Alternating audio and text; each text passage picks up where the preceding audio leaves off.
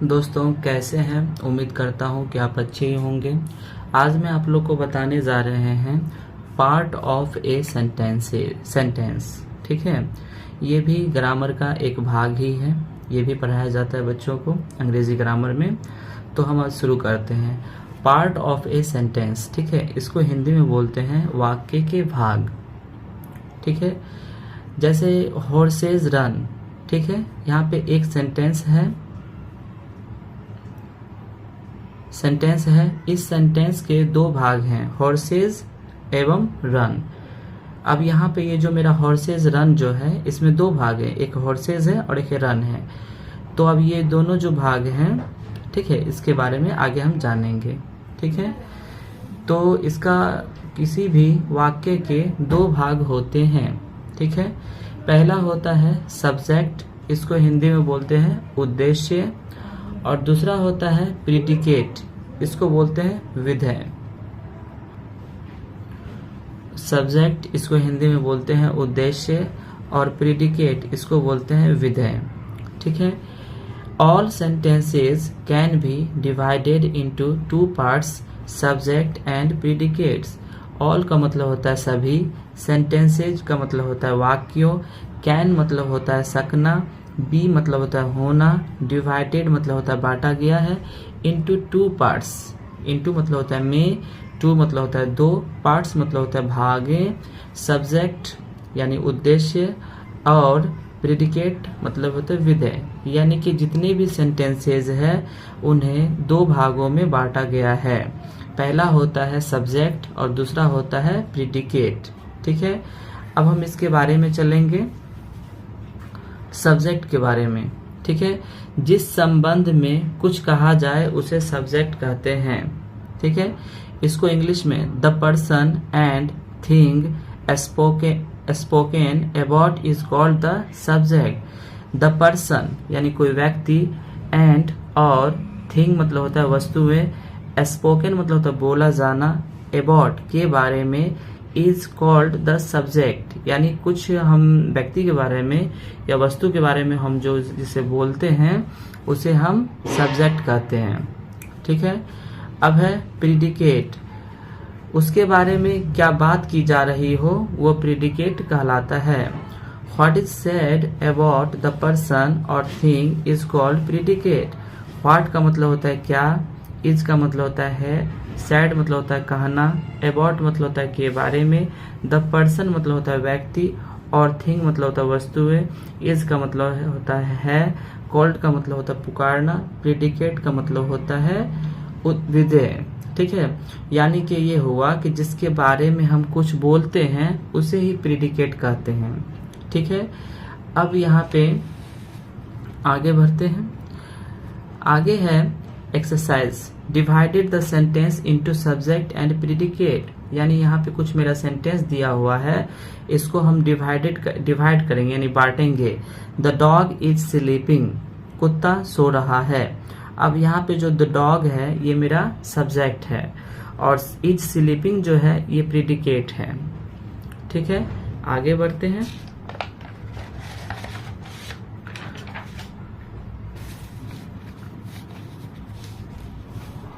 आगे है kinds of sentences. ठीक है, सेंटेंसेज के प्रकार।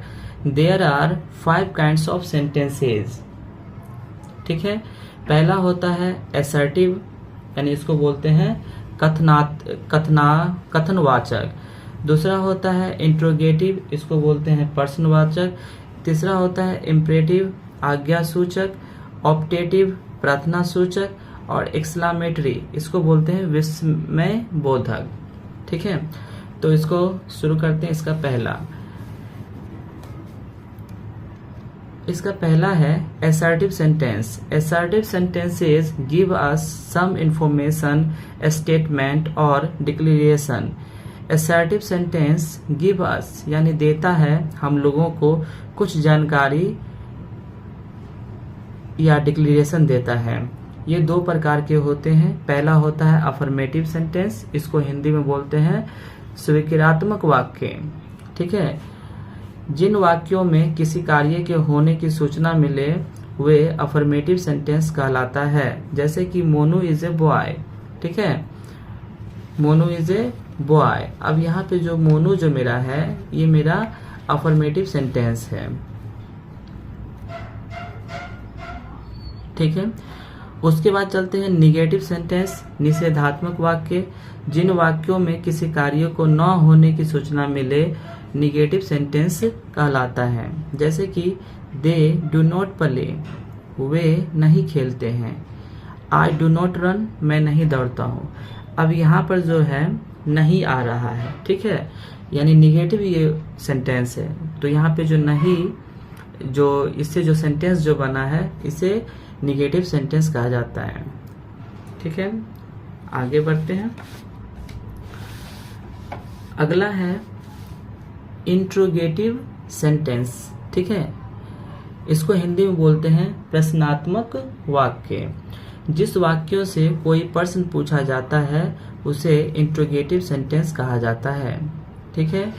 ए sentence that asks a questions is called an interrogative sentence.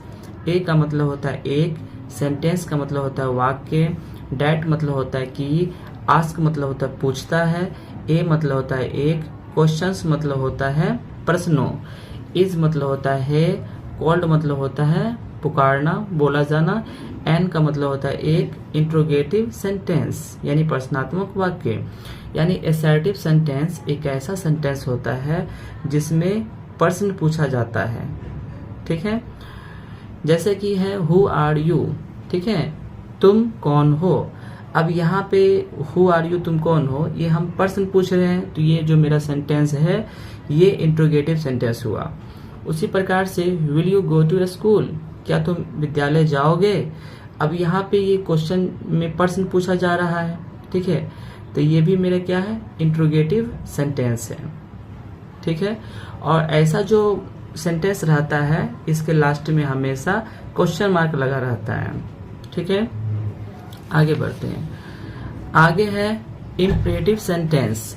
इन वाक्यों में आज्ञा सूचक यानी आदेश का भाव प्रकट करते हैं।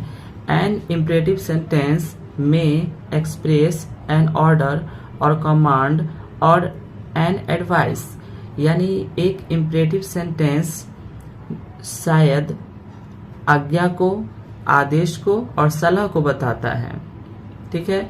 जैसे कि ओपन द विंडो, खिड़की खोल दो। अब यहाँ पे क्या कर रहे हैं, हम किसी को ऑर्डर कर रहे हैं, ठीक है, तो ये मेरा जो सेंटेंस हुआ ये मेरा इम्परेटिव सेंटेंस हुआ, ठीक है। आदेश दे रहे हैं किसी को, तो ये जो मेरा सेंटेंस है ये इम्परेटिव सेंटेंस है, ठीक है, आज्ञा सूचक। इसको इम्परेटिव सेंटेंस को बोलते हैं हिंदी में आज्ञा सूचक वाक्य, ठीक है। तो आज्ञा दे रहे हैं। उसी प्रकार से रब the black board, black board को रब कर दो यानी साफ कर दो, ठीक है, मिटा दो। तो ये जो मेरा सेंटेंस है इसमें भी हम ऑर्डर दे रहे हैं, तो ये मेरा इम्परेटिव सेंटेंस हुआ। इन वाक्यों में सलाह अथवा आदेश का बोध होता है, यानी या तो हम सलाह दे सकते हैं या हम किसी को ऑर्डर यानी आदेश दे सकते हैं, ठीक है। आगे बढ़ते हैं। आगे इसका चौथा, ठीक है, इसका चौथा है ऑप्टेटिव सेंटेंस। जिस वाक्य में श्राप, आशीर्वाद, प्रार्थना अथवा इच्छा का भाव प्रकट हो उसे ऑप्टेटिव सेंटेंस कहा जाता है। इसको इंग्लिश में बोलते हैं a sentence that express some curse, blessing, prayer और wish is called an optative sentence. यानी एक सेंटेंस जो कि बताता है कुछ श्राप को, आशीर्वाद को, प्रार्थना को या इच्छा को, वही ऑप्टेटिव सेंटेंस कहलाता है, ठीक है। जैसे कि यहाँ पे कुछ एग्जाम्पल दिया हुआ है, मे ही डाई, है ना, मे ही डाई, आपकी मृत्यु हो जाए। अब हम श्राप दे रहे हैं किसी को, ठीक है, मे यू लिव लॉन्ग, आप बहुत दिनों तक जिए। हम किसी को क्या दे रहे हैं, हम किसी को आशीर्वाद दे रहे हैं। तो यहाँ पे ये जो मेरा मे ही डाई ये और मे यू लिव लॉन्ग, ये दोनों जो मेरा सेंटेंस है ये मेरा ऑप्टेटिव सेंटेंस हुआ, ठीक है। आगे है इसका अगला और लास्ट ये है एक्सक्लेमेटरी सेंटेंस। ठीक है, एक्सक्लेमेटरी सेंटेंस जिस वाक्यों में आश्चर्य, खुशी, दुख, हर्ष आदि मन के भावों का बोध होता है, एक्सक्लेमेटरी सेंटेंस कहलाता है। जैसे कि सरप्राइज, व्हाट ए फॉल, है ना, सरप्राइज हो कि यह गिरा, है ना, कुछ गिरा। Grief, alas his mother is dead, है ना, उसकी माँ क्या है, वो उसकी माँ डेड कर गई, ठीक है, मरी हुई है। तो यहाँ पे ये जो मेरा सेंटेंस है ये मेरा एक्सक्लेमेटरी सेंटेंस है। तो दोस्तों ग्रामर का ये भी पार्ट क्लियर हुआ। ठीक है, तो तब तक के लिए